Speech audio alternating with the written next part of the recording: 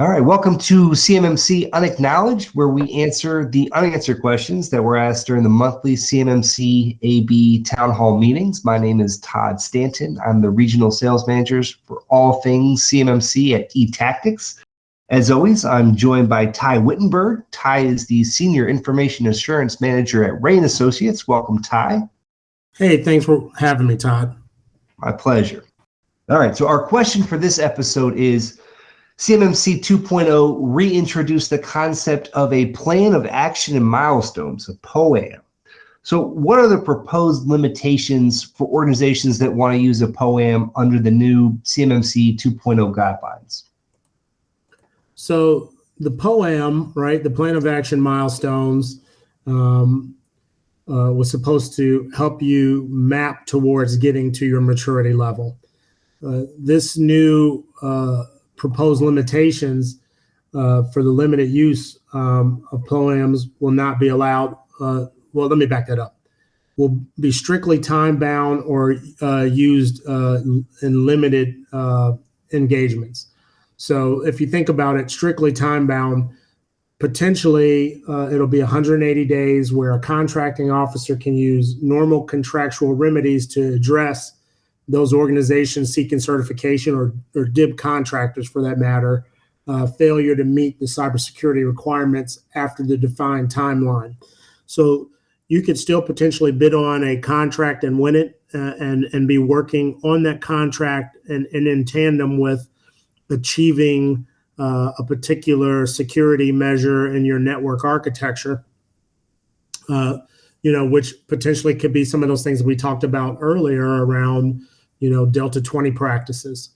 And then the second part of the POA&M would be a limited use, where, it will not allow POA&Ms for the highest weighted requirements, but it'll establish a minimum score requirement to support certification for an organization with some plan of action milestones in place.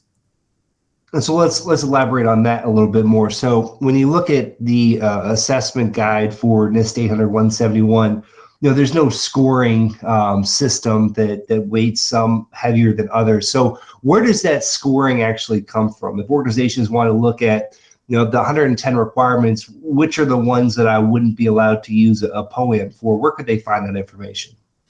Yeah, so you can find, a lot of that, what you're just talking about. The foundation for a lot of this was on your federal acquisition regulation for basic safeguarding of covered contract information. So FAR 52.204-21 spoke to the basic safeguards. You have to have those in place. Those are non-negotiables. Okay. What about the supplier risk performance system, the SPRS? I think that when it comes to weighting the NIST 800-171 controls, isn't that where they're going to draw, the higher weighted controls and say those you can't use POA&Ms for? So your SPRS is where you load up your NIST 800-171, right? But if you map it back to DFARS and to your FAR regulation that I just quoted to you, it is in the when you engage in an agreement with the government and you become a contractor, you're saying you're doing these things already.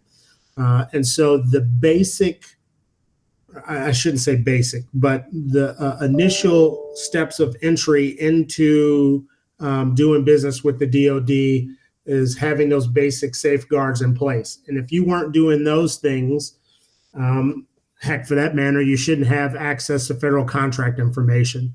Your network, because all of that was based around ad hoc behavior and things like that as well too. And so you'll see that weighting come into place. That's typically when you look at the self-assessment and is give yourself a 5 or a -5.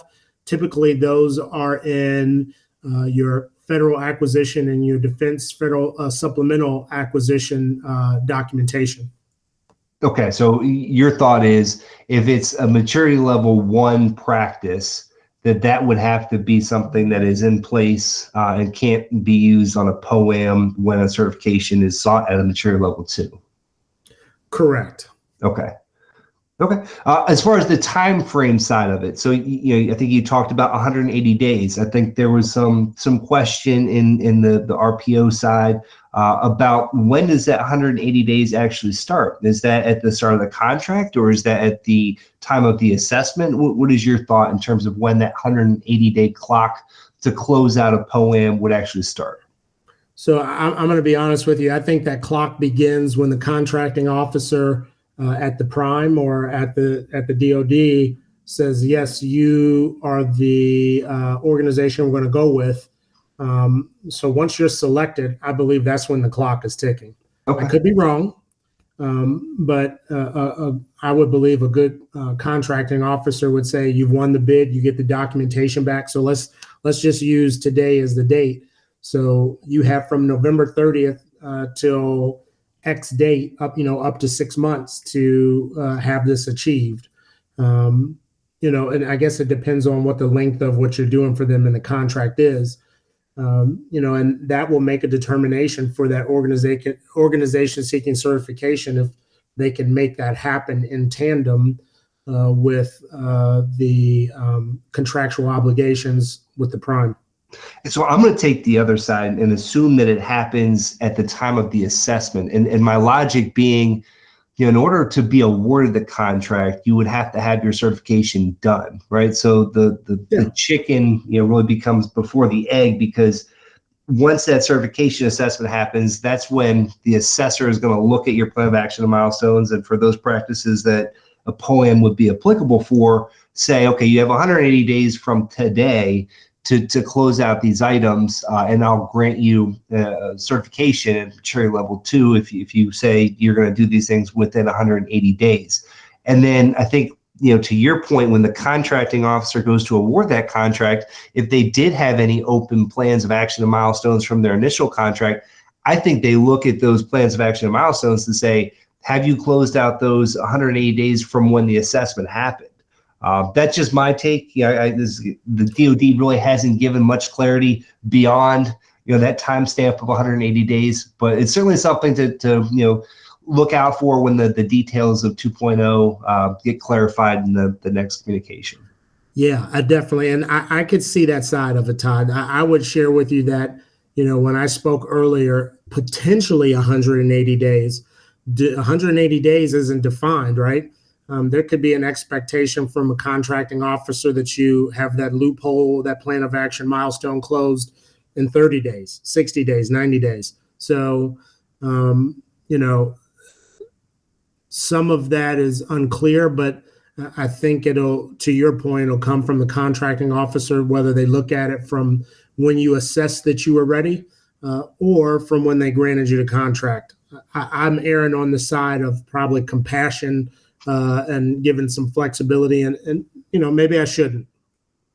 Well, again, with many of these questions, we will see when the details are released, but I appreciate your input on that.